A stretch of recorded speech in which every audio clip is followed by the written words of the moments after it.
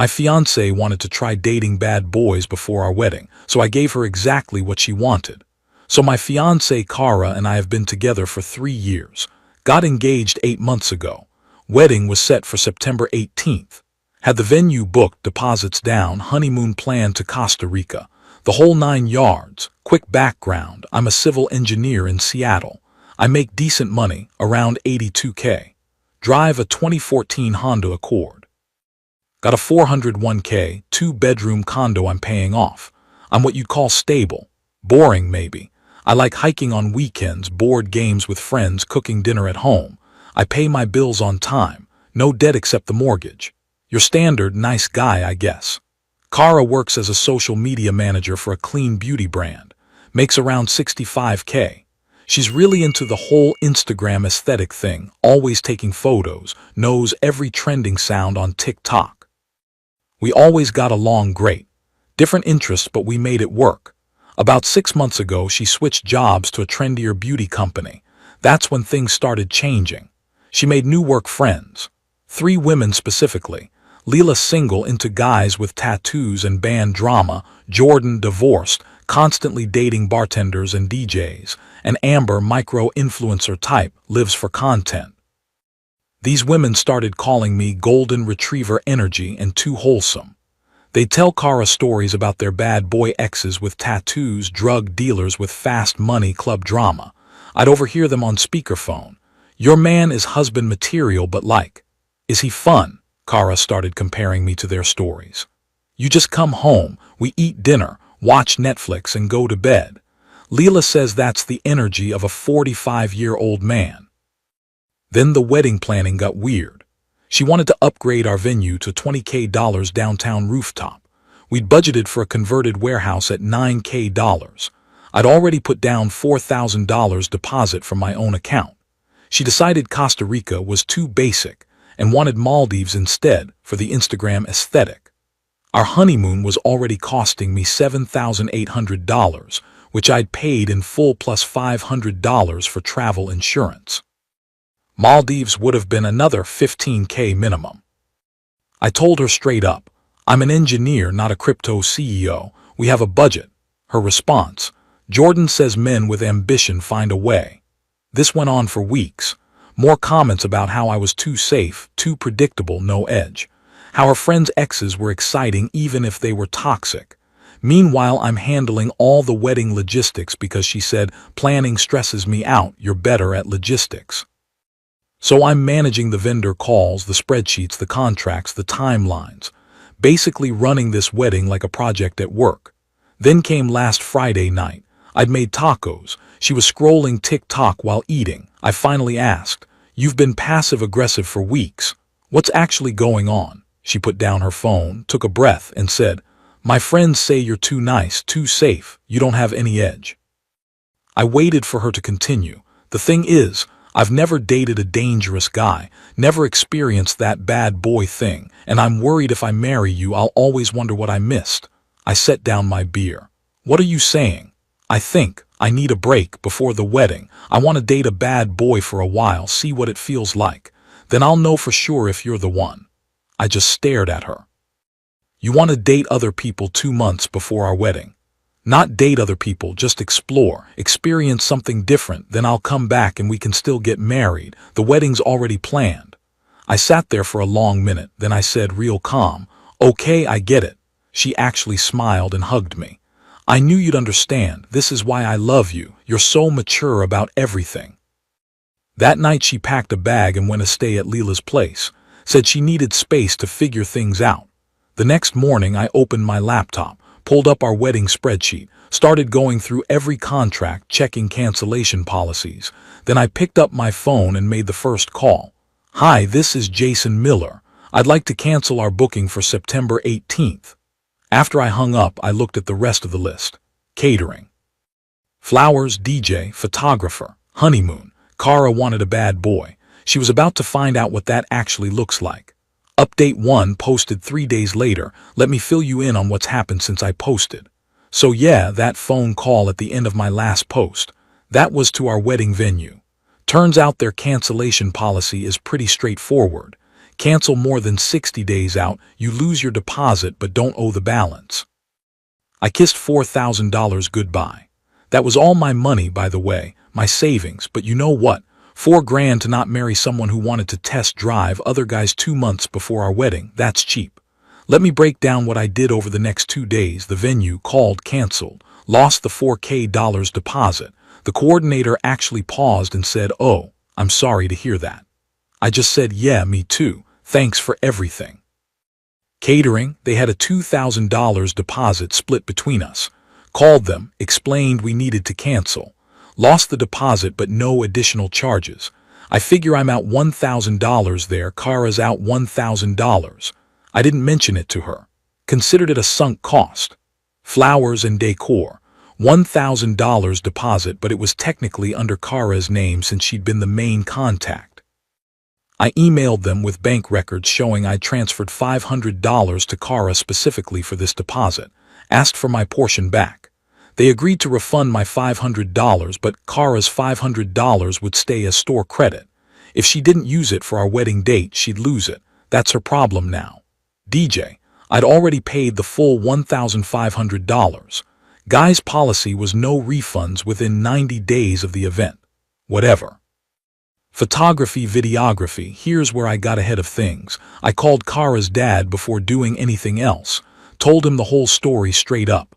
"Sir, Kara asked for a break to date bad boys before our wedding. I'm canceling everything. I wanted you to hear it from me first since you paid for the photographer." There was silence.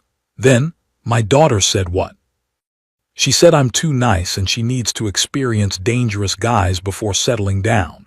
Jesus Christ, Jason, I'm sorry. Let me handle the photographer. You don't worry about that money. And for what it's worth, you're making the right call. That actually meant a lot. The honeymoon, this is where it gets interesting. I'd paid $7,800 for 10 days in Costa Rica. Beach resort, rainforest tour, zip lining, surf lessons, coffee plantation tour. Whole package. It was booked under both our names. I called the travel agency. My fiancée and I split up. She won't be coming. Can I change the booking to just me and keep everything else the same? The agent was quiet for a second, then said, "Oh wow, I'm so sorry. Let me see what I can do." Turns out, the resort could switch from double occupancy to single occupancy for a small fee. Tour operators just needed a headcount change. No problem adjusting the booking, so I kept the honeymoon, changed it to a solo trip, same dates, same location, same activities. September 18th, our wedding day, I'll be on a plane to Costa Rica. Alone. Meanwhile, Kara's been texting me updates. Out at a bar with the girls, met a guy named Axel. He plays guitar in a rock band and has sleeve tattoos. Her Instagram story showed her sitting on a motorcycle, cigarette in hand, bottle of beer. Caption: "Sometimes you need chaos." I responded to each text with, "Have fun or be safe." That's it. No arguments, no begging her to come back. No drama. I went to work, hit the gym, started researching hiking trails in Costa Rica, upgraded my GoPro, bought new trekking boots. I was planning an actual vacation. Then about 10 days ago she texted, "I think I'm done with my bad boy phase. Axel got wasted and punched some guy at a bar. It's exhausting. I'm ready to come back to my stable man." I wrote back, "Okay." She moved her stuff back into the condo 2 days ago, acting like nothing happened, asking casual questions like, "You still handling the wedding stuff okay?" Me, "Yeah, I took care of everything." Her, "Good, I knew you would." She started talking about the rehearsal dinner, what her bridesmaids should wear, whether we should do a choreographed first dance. Just chatting away like we'd been on the same page this whole time. Then yesterday, 2 days before our wedding date, she called the venue to confirm what time we could come in for rehearsal. I was in the other room when I heard her voice change. "What do you mean it's canceled?" "We have a wedding on the 18th, September. Miller Lewis wedding." Long pause. "Canceled when? By who?" I walked into the living room. She was staring at her phone, face white. She looked up at me. "They said our wedding was canceled 8 weeks ago." I nodded. "Yeah, I handled the logistics like you asked." "You what?" "You said I was too nice, too predictable. You needed a bad boy, so I'm learning." First lesson: when someone says they want a break to sleep around, you don't keep their wedding reservation open. She started calling other vendors. One by one she found out caterer canceled, DJ canceled, flowers canceled, everything gone. Then she asked about the honeymoon. "What about Costa Rica? Please tell me you didn't cancel Costa Rica." I shook my head. "No, I didn't cancel Costa Rica." She breathed out in relief. "I just changed it to one passenger instead of two." Her face went red. "You're taking our honeymoon by yourself. I paid for it in full. It's my vacation now." "This is insane. We can fix this. We can rebook everything. We'll push the date back." "No." "What do you mean no?" "I mean I'm done. You wanted to explore bad boys, go explore, but you don't get to put me on hold like a Netflix subscription while you do it." She started crying. Said I was being cruel, immature, petty, that she'd made a mistake but I was overreacting, that she came back to me. Didn't I see that meant something? I told her, "You came back because the bad boy phase wasn't as fun as you thought, not because you actually appreciated what we had. I'm not your safety net." This morning she tried a different angle, texted me, "Can we at least talk before you leave?" I haven't responded yet. Right now I'm finishing packing. Tomorrow morning I fly out. September 18th, my almost wedding day, I'll be in Costa Rica, alone, with a mojito on a beach somewhere. Kara can spend that day however she wants. Maybe she can call Axel. Update 2 posted 12 days later. I'm writing this from a balcony overlooking the Pacific Ocean in Costa Rica. Just got back from a surf lesson. Beer's cold. Sun's going down. Figured I owe you all an update since so many people followed this story. First, let me address September 18th, the day that was supposed to be my wedding. Instead of standing in a converted warehouse reading vows under fairy lights, I was on a plane at 6 a.m. Kara blew up my phone starting at 5:30 a.m. 18 missed calls, 40-something texts, a few from Leela too, calling me every name in the book. I turned on airplane mode and didn't look back. When I landed in San Jose, I had this weird moment of clarity. I pulled out my phone, switched it back on, and Instagram notifications flooded in. Kara had posted to her story around 7 p.m. Seattle time, a black screen with text that said, "Sometimes the trash takes itself out." One of my buddies screenshotted it and sent it to me with, "Bro, are you seeing this?" I was standing in baggage claim in Costa Rica and I just started laughing, like actually laughing. This woman wanted to date bikers and bartenders. I gave her the freedom to do exactly that, and somehow I'm the trash. I posted one story, just one, a photo of my boarding pass and the view from the plane window. Caption, "Headed somewhere peaceful today." Didn't mention Kara, didn't mention the wedding, just that. The resort was incredible. But I'm not gonna lie, the first night was weird. I'd imagined this trip with someone else, had all these plans for couples activities, romantic dinners, the whole thing.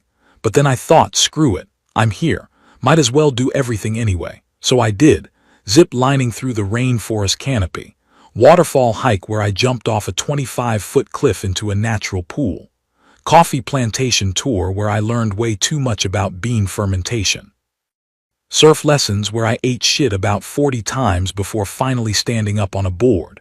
I signed up for group tour, met people, a couple from Minnesota celebrating their 15th anniversary, a group of solo travelers, a lawyer, a nurse, a graphic designer. We all grabbed dinner together one night. When they asked about my story, I gave them the quick version. Wedding got called off. Fiancée wanted to date other people 2 months before we got married. I kept the honeymoon trip, changed it to solo. The nurse, her name was Riley, just stared at me. "Dude, you dodged a bullet the size of a freight train." The graphic designer bought me a shot. To the best bad boy move I've ever heard. We ended up hanging out most of the trip. They were good people, no drama, no judgment, just easy. I started filming some of the trip. Nothing fancy, just GoPro footage of hikes, surfing, the resort. I do some talking head stuff in the morning before tour, just thoughts, processing what happened. Figured it'd be therapeutic or whatever.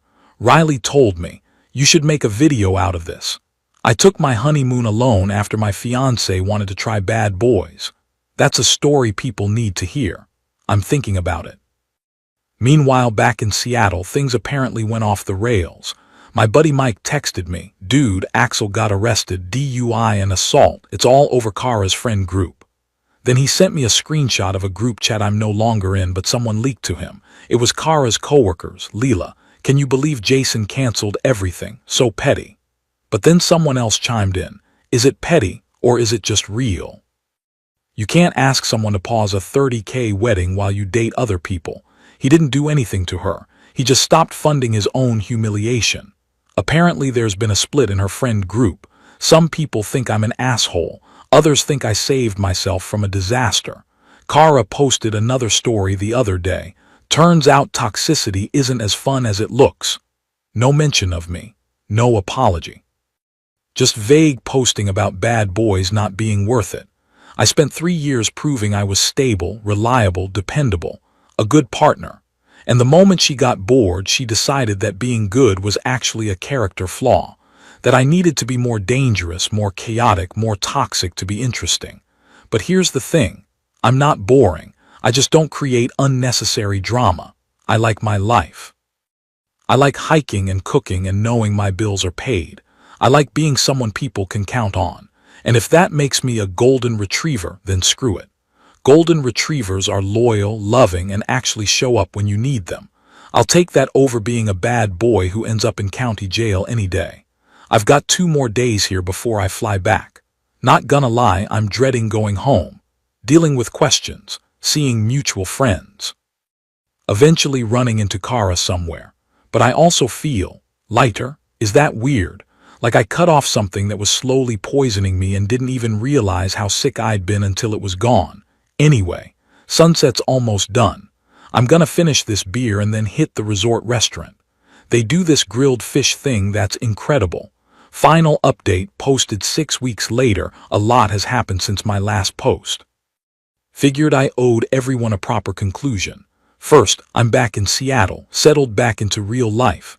Condo feels different now, not in a bad way, just mine. Kara cleared out all her stuff while I was gone, left the key on the counter with no note.